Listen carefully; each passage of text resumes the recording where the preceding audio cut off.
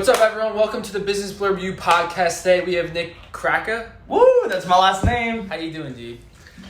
Pretty good, bro. Having a good time. I just landed back in LA, so relaxing, you know? Dentist, man. Busy man. Fire. So let's just get right into it. We actually met like almost a year ago. Isn't that kind of crazy? Yeah, about that. So what got you started with social media? Have you always like wanted to be an influencer? Nah, I always wanted to make money. You know what's funny? I was actually just wrestling. I was about to go, I think I had just come back from wrestling in college, and I realized that was not what I wanted to do. Wrestling in college sucked. It was extremely physically demanding, not enjoyable whatsoever.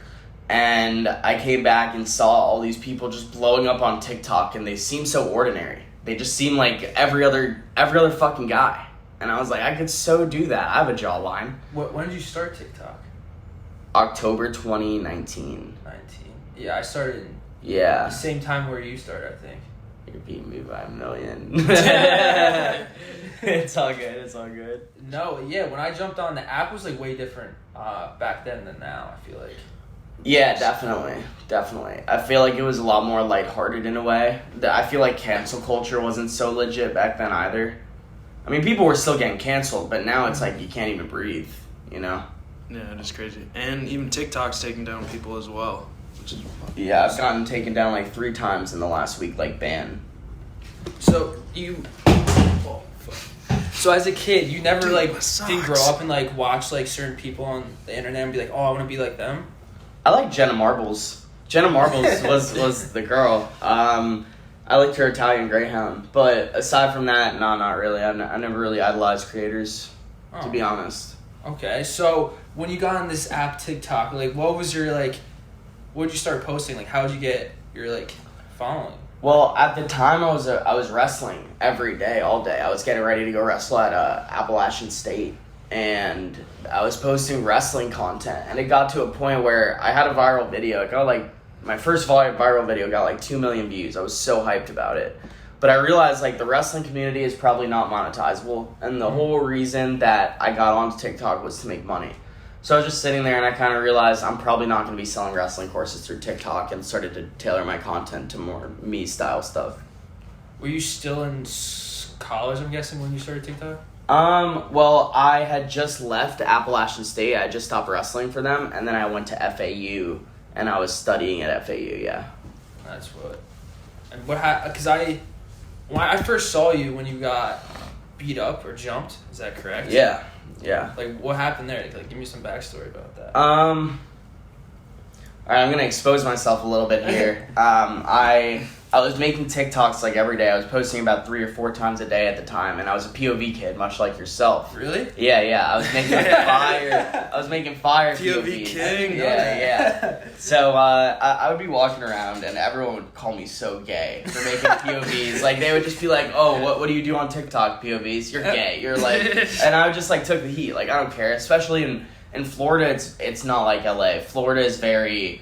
I guess you could just say it's a Republican state, and people are not afraid to speak their mind or call you out there or do anything like that. So I kind of just ignored the noise, kept grinding, and then at the same time I was actually selling nicotine. And I told this whole story on TikTok saying that I was selling fishing gear, but in reality it was nicotine.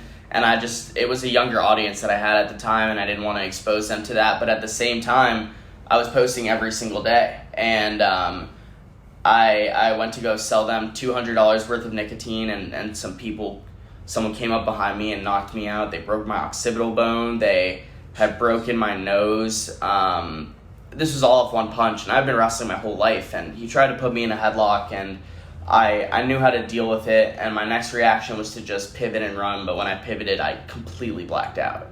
And what came to was blood trickling down my nose. That tickle woke me up, and then the next thing to come into focus was just all the blood all over me, and then after that were his legs, and this guy was on top of me just patting me down saying, "Give me all your shit," and I said, "Take it."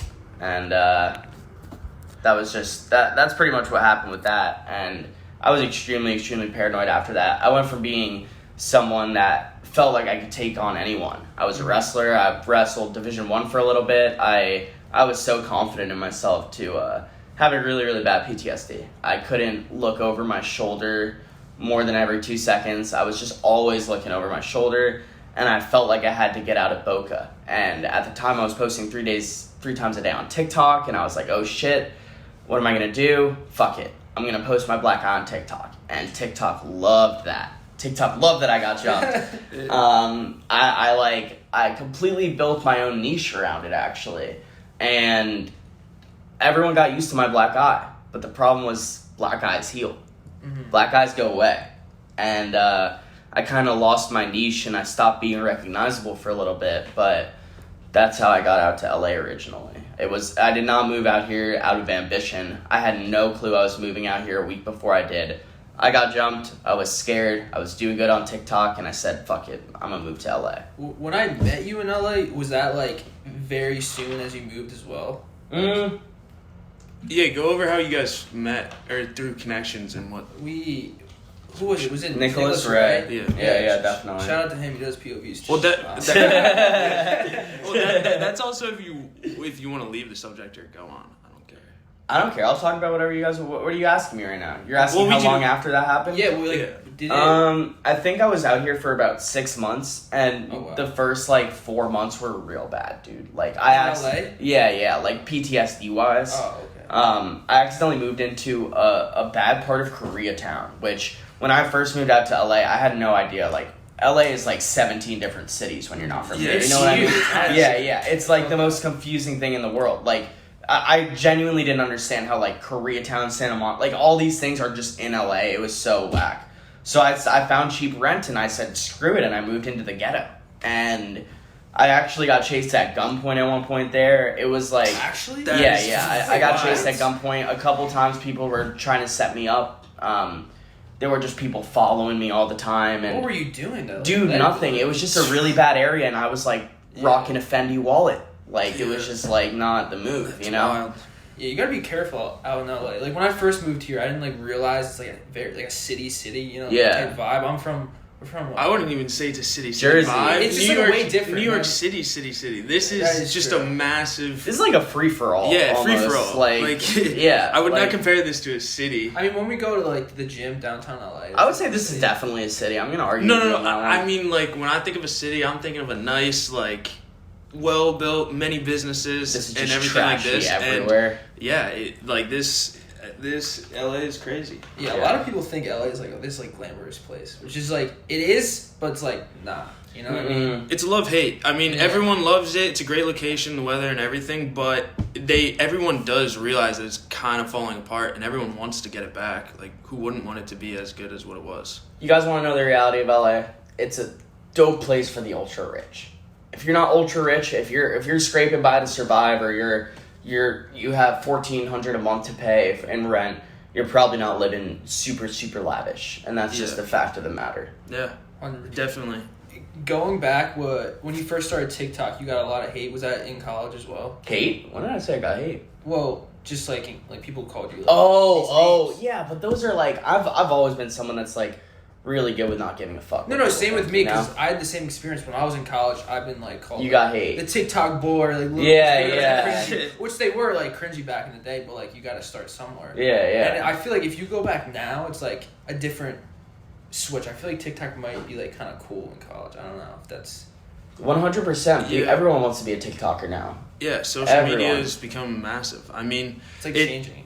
It's changing fast, I'd say, but I'd also say I think more people are becoming more aware of how powerful it is. Yeah, they weren't before. They kind of just thought. I mean, if you look at it, it looks like a joke. It looks like a movie. You got kids making so much money putting up these 15-second videos and stuff. It doesn't make sense, but it works. That's the thing. No, it does. Were you? How do you? All right, maybe I'll ask this. I'll save it. But you started making these dentist videos, and they started popping recently. Mm-hmm. That was probably a couple months ago. 4 months ago, 3 or 4. I feel that's one of your huge stepping stones as a creator, one of your big jumps. You had your first one with your beat up, and your dentist videos, which blew up, went so super viral.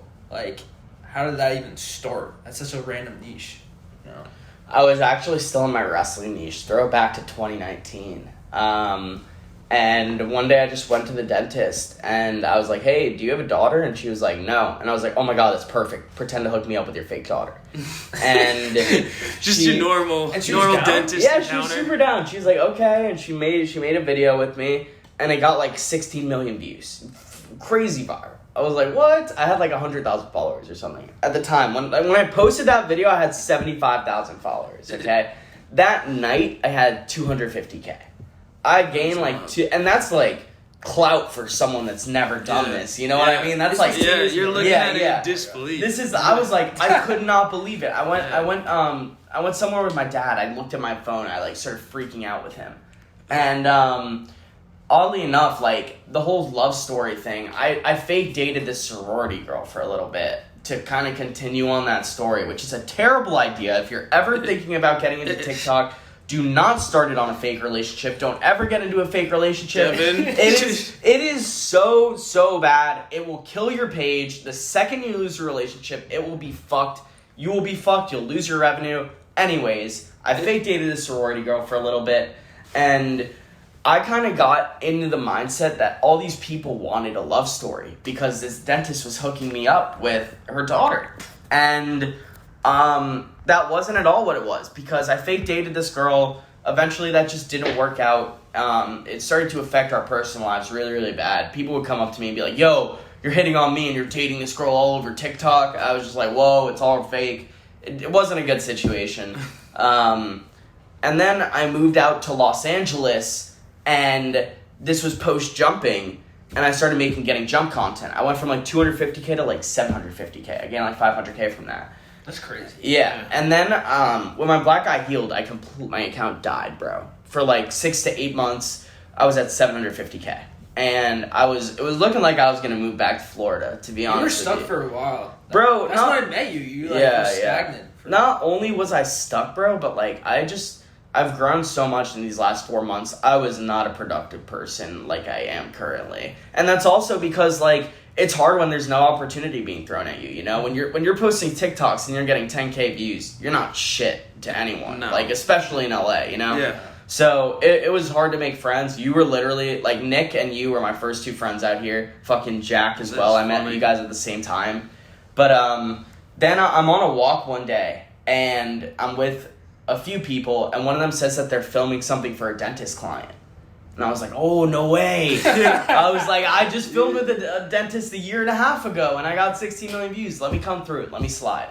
And that dentist wound up being Ryan, if you guys have ever seen my content. If not, he's just a male dentist. And shout out Ryan. Yeah, shout out Ryan Savage. Savage. Yeah, go get veneers by him if you want them. Anyways, so I went to his thing, and we pre-recorded like 10 videos, and I want to say I gained like 500K like in the first 2 or 3 days of posting with him.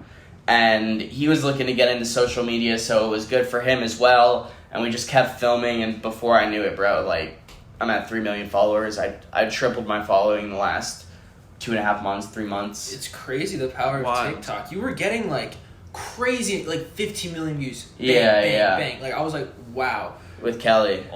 Yeah, banger shout out Kelly. Yeah. How did you meet Kelly? Like, what was that process? So actually, I met her. I was at Hush House. Wait, who is Kelly?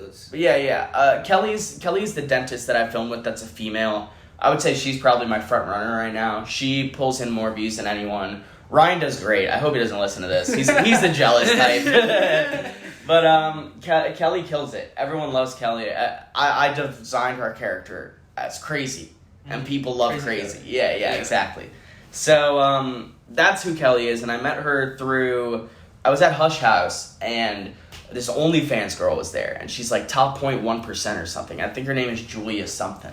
It's nuts. And I think I was just talking to her because she asked what I did, I asked what she did, and we wound up following each other on Instagram. And then she posted a story at the dentist, and I go and I check out this dentist, and this dentist has like 250K on Instagram.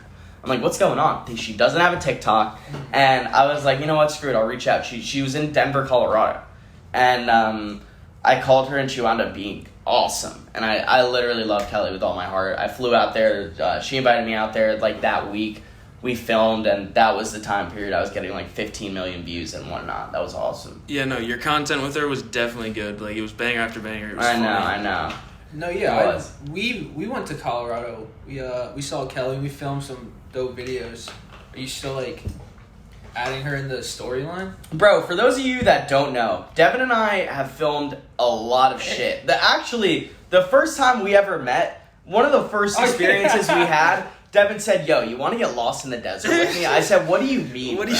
I was like, what do you mean? And he was like, I need to go do a 24-hour in the desert challenge.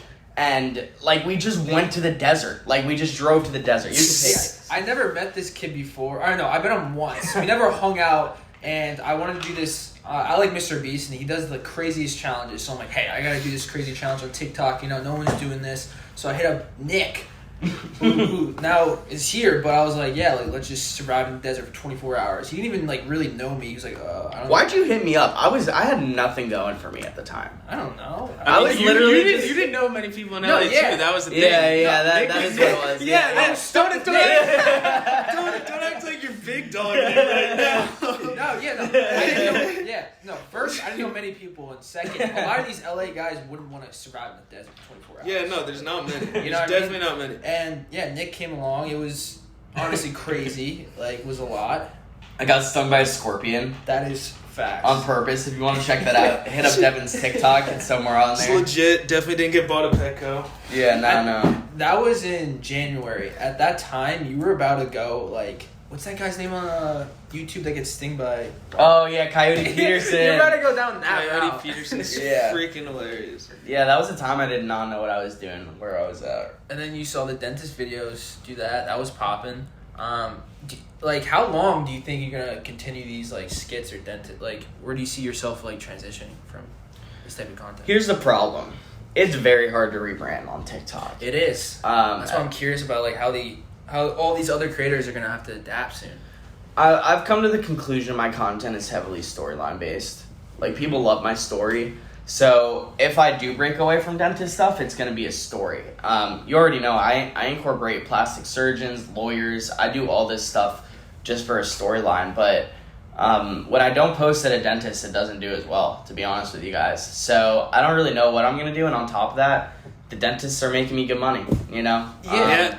Why stop something that works? The only problem is that I really want to build my other platforms with it, which I'm not utilizing to my fullest potential.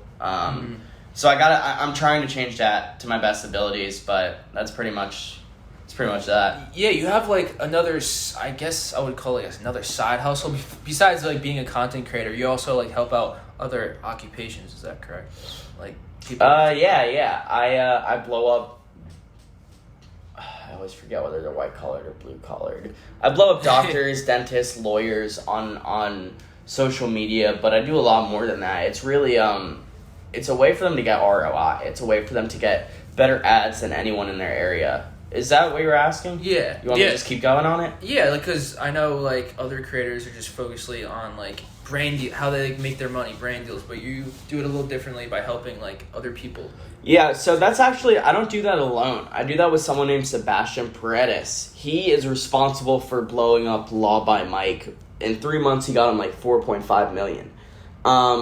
The service I provide is I film with these professionals, and I give them kind of a face and a name because my fans like them. If they're in a video with me, they'll go follow them. And then when they launch their videos, they really take off because an account that was getting no traction, like literally 0 posts, already has 10,000 followers or something.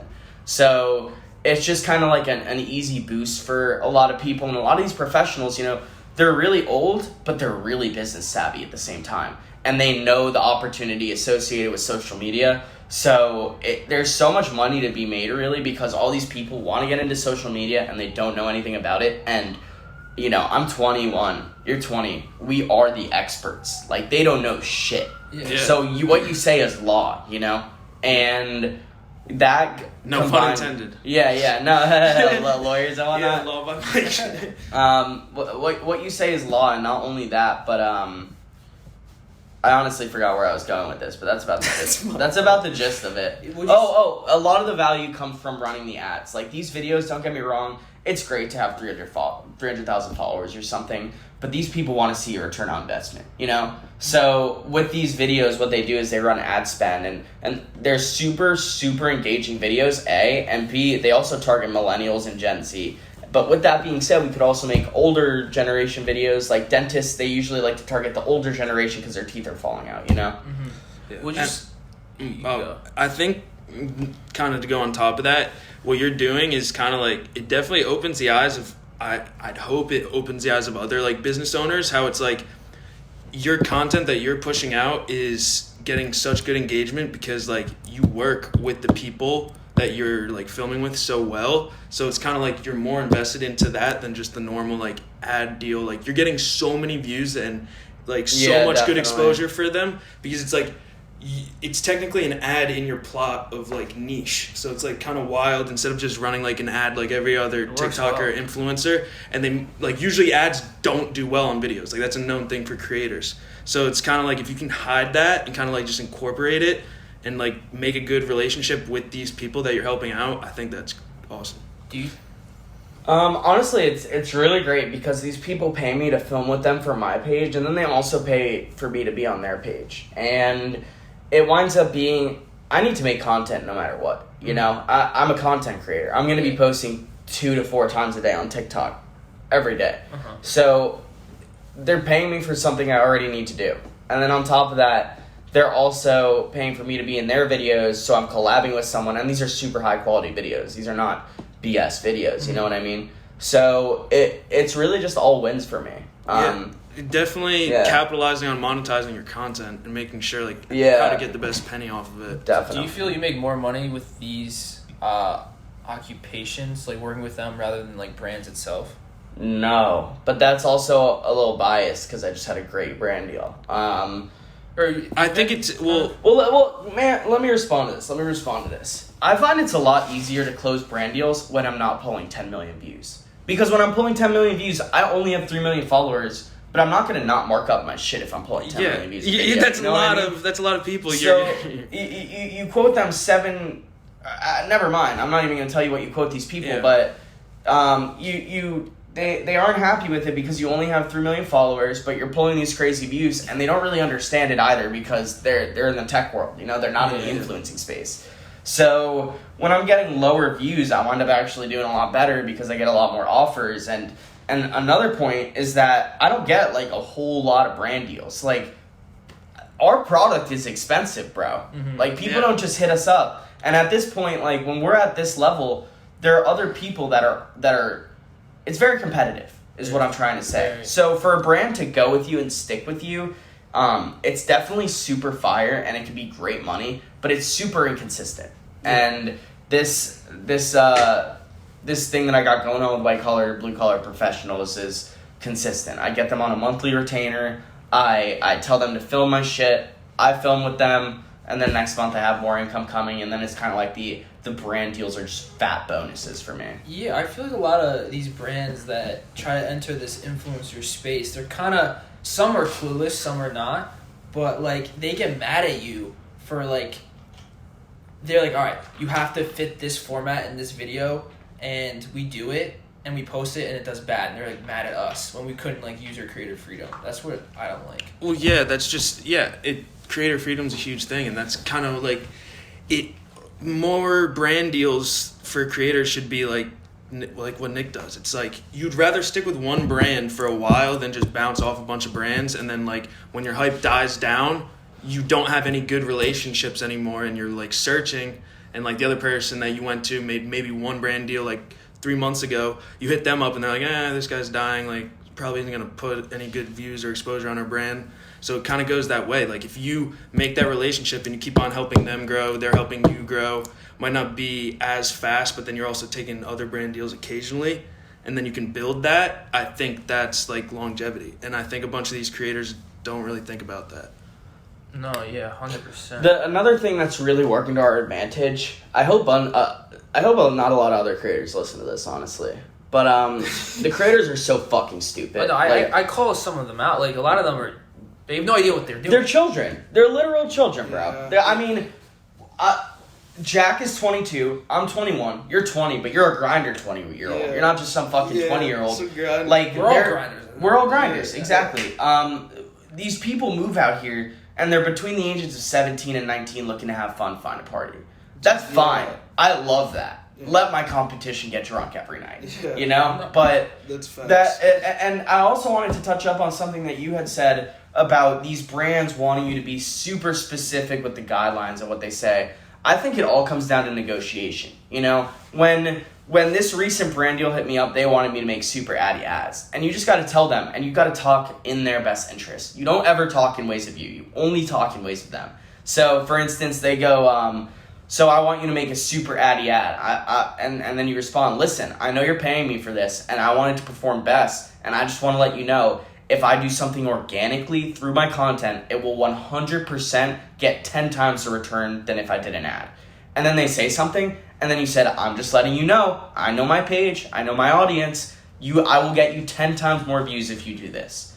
And, you know, how are they going to argue with you? You're the expert, you know? You don't have a manager, right? No. That's the one thing that shocks me, because a lot of these influencers out here do have managers. Yeah, and they're all getting fucked. The managers are the ones that run LA, not the creators, and it should be the other way around. And it's just like, you're locked in, you can't do anything, and they don't have the best interest.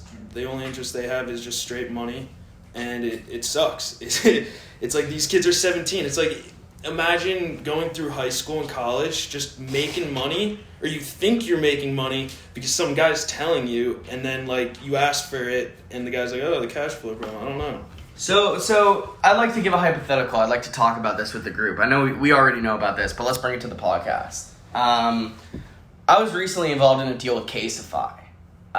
They had offered me some money, and it was through a manager. His name is Zach Budwell. And I had told him that I was interested in doing a deal with him, and how it worked was that after the first post went up, I would have to post a second post, and then after the second post, 30 days later, they would throw up all of it, and they would give me the money 30 days after the second post. So I'm trying to get a hold of this guy, and he doesn't answer. The dude does not answer his phone. It had been 3, 4, 5 days. And I'll be honest with you guys, I'm not comfortable having money out on the line, because it's not a little bit of money, you know? It's a good little chunk of change. And I'm not comfortable having someone owe me good money for 30 days when I can't even get a hold of him on a daily basis, you know? So I'm trying to get a hold of this guy, Zach Budwell, and I can't get a hold of him, and then out of nowhere he texts me, yo, today's the day to post. So I had given him the first draft, but not even the second draft. And let me remind you guys, I don't get paid till 30 days after the second draft. So why the fuck am I going to post my first TikTok when the second one isn't even drafted and approved, and I'm supposed to get paid 30 days after that? And there's not even a posting date for it. So I call the guy. I'm like, yo, I'm not comfortable with how this deal is structured. This is ridiculous. This doesn't make any sense. For one, I can't get a hold of you half the time. For two, I don't really want to give you all that. I don't want you to be able to hold on to all that money when I can't talk to you. And for three, this whole thing is just a shit show. Caseify, you know what? I'm calling out Caseify. I'm not happy with Caseify either. I messaged them on Instagram. They were messaging me for a little bit. Fuck, ghost. I was like, whatever. Not to call out everyone, but long story short, I wound up canceling the deal with that guy, and that's actually my first bad blood in LA. That I definitely pissed Zach off, and that was not my intention, you know. I don't do anything out of anything other than self-interest. And I'll be honest, I would be stressing out if this dude owed me money and I can't get a hold of him. That is out of my self-interest. I'm not trying to screw this guy over by any means, but that is an example of a deal that just got misconstrued in LA bullshit, bro. That was like, I had been crafting that deal, negotiating on it for a month and a half, 2 months. It finally came time, and that's what I mean by all these brand deals are so inconsistent. Sometimes you don't get hit up, sometimes the quarter for businesses are ending, and you know, it's just slow. And then sometimes you do get a brand deal, it takes 2.5 months to close, and then it all goes to shit that time. So that's kind of the reality of a content creator, because you've gotten fucked over on deals, yeah? Yeah. And it's, you know, if you're a content creator, you're going to get fucked over at one point. Yeah. It's just the nature of being this public figure. What would you say is like the worst part of being like a content creator, honestly? The worst part? Yeah. Why would you talk about that? Well, I mean, because if there's a bunch of like little kids that want to be influencers, like, what are some like? Yeah, why? Just... The reality? No. This is yeah. Give them reality. Give them reality. Yeah, that's what I mean. Yeah. I mean, I work my ass off. So do you. If you want to be successful, at anything, you have to work your ass off. But I love it. I appreciate the grind. Honestly, I really, really love my life. Like, I would not say there's a bad part in my life. Like, I work hard. I wake up. I make money. I enjoy my story I'm telling. I know that's probably not. What's your least favorite American part? dream? Well, I mean, just like, if once you put your life out there, everyone has an opinion on you. You know what I mean? And like, they just try to flip different scenarios on you without actually knowing you. You know what I mean? Yeah. Yeah, that's true. I mean, that's more prevalent now, but I mean, I don't know. I think everything's weird now in the media. Well, and that again, like being a content creator, like I feel like many people think it's like, oh, it's so easy to like make content, but like honestly, like it never ends. Like, you know what I mean? You can always be making more content on different platforms, and that's where like sometimes I feel like you like turn yourself, like you're human, into like a machine. Like, honestly, finding friends here is probably the hardest part, I would say. It's weird because like you're playing two different lives. You know what I mean? You have like, a personal life, and you have this social media life, and people look at you different ways. Honestly. Well, the thing is not even really like. I guess you're right. I was gonna say you have just more of a social media life because you moved out here and like, but I guess it's all of us. We all just moved out here. Yeah, I mean, it's hard to make friends, I guess, but I guess that's more so making the right friends because like you just hear bad stories about shit that happens in LA, so it's like you want to do your best to make sure none of that happens to you. So it's like, all right, let's make sure like I'm hanging out with the right people, I'm not doing certain things and stuff like that. Another thing is it's awfully coincidental I got all these friends right after I got to 3 million followers. Yeah. Do you think like Yeah, 100%. Do I think that affects it? I mean, when I was like when my page didn't have value, I mean, I had you and I had Nick and that was it. I didn't really have friends. Now, people want to be around me. Like, yeah, I bet. like no kidding. And it's always weird because like when you're experiencing life, you don't think about that stuff. Like I'm not consciously thinking I have 3 million followers on TikTok. You know, like yeah, that's how I think too. Sometimes I don't forget, but like no, I know what you mean. I know what you mean. Yeah, you don't even think it's your life, dude. Yeah. It's just a fact. Yeah. You have 4 million followers just as much as you have that Nerf gun on the bed. You know, yeah. so like it's really weird. But then like you pull yourself back for a minute and you're like, wait, these timelines are really really starting to feel weird. You know, that's what like I kind of struggle with. Like I'm like bad at picking up certain stuff. That's he always tells me, Jack, like, yo, like take a step back, like look at this situation, because I'm always like, oh, like I'm just living my life as a normal person, you know what I mean? And I don't realize like there's a lot of coincidences. Yeah, there's definitely a lot of coincidences, and it's just like you kind of quotations, coincidences. You know what I mean? Yeah, definitely some coincidences. But yeah, I definitely think that. What were you going on top of? Well, it's just like I get like I don't get too caught up, but like I don't realize certain things like I might be getting fucked over in this situation because of like this, and you always like pull me out of, which I appreciate. I do. No, I mean like, so what are your plans on like content creation? Like, where do you see yourself in the next like 5 years? 5 years. Maybe that's like too long. What about like, moving forward? You know this better than anyone. As a content creator, everything could change in a day. You have to adapt. I feel like that's one of like the big things as a content creator that makes them long lasting. You definitely have to adapt, but when you're a popping content creator, opportunity just gets thrown at you, and like, yeah, you're in demand. I mean, you look at the most popping, and it's like, how can you keep that going too? And that's like goes on top of like adapting. It's like, how can you keep on adapting to have that pop so you're like constantly in demand? And if you can look at like last summer, who was most popping on TikTok. Now they're like the same people are probably still popping. It's some people not so much, and then like it changes so much. And next summer it's gonna be like people probably totally different. And it's like you think about that. That's only 2 years, and it's like how has an industry changed so much in 2 years, like personnel wise, and who's like at the top? It's pretty wild. What's next for me, in reference to what Devin said, is acting.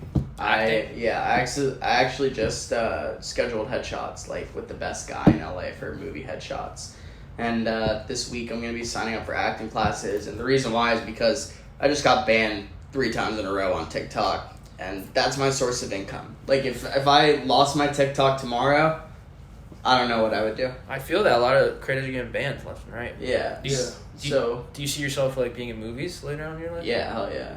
I love that. Acting is I can talk about acting for so long because it's like crazy in LA. It's like a messed up industry, honestly.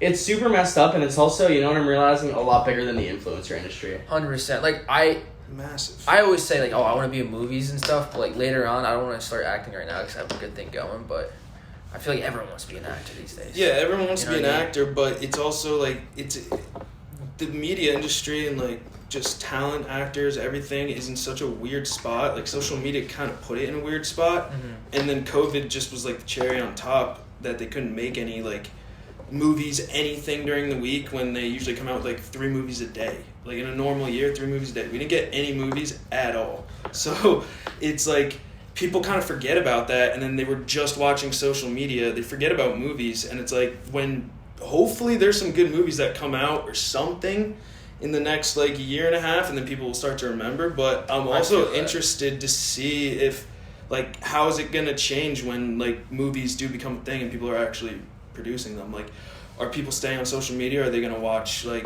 movies? Well, they're direct competitors. Direct competitors. So. That's why I do my POVs. For real though, like yeah, I think me joining acting, like I think acting still has a good run in it, but I believe social media influencers will be paid more than actors within the next 10 years. 100%. Yeah. So to start wrapping this up, like if you had to give one advice, like let's just say there's a 10-year-old kid looking up to you that wants to be a social media influencer. What's one piece of advice that you would give to them? Stop listening to other people. I mean, when I first started creating, everyone told me to stop. My dad, my brothers, the people that lived around me. I'm making more money than all of them now. Yeah. I mean... Yeah.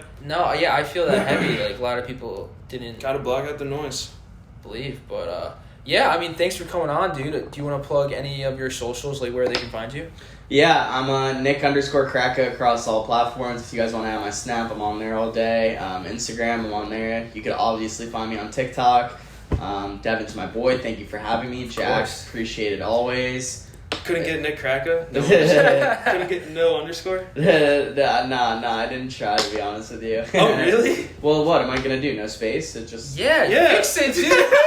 Because then it's double K, Nick, Kraka. I don't like that. I like the underscore. You know? No, fix that. Thank you guys so much for watching.